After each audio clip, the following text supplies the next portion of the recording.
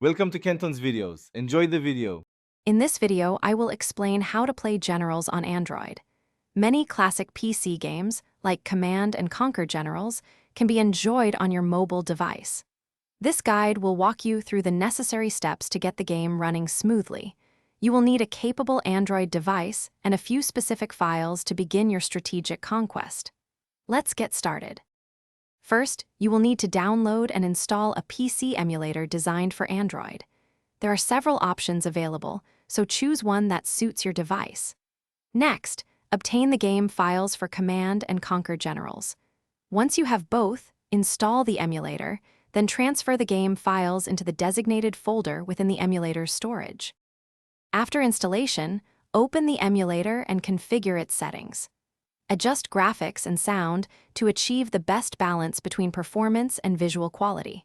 Crucially, you will need to map on-screen controls to mimic a keyboard and mouse.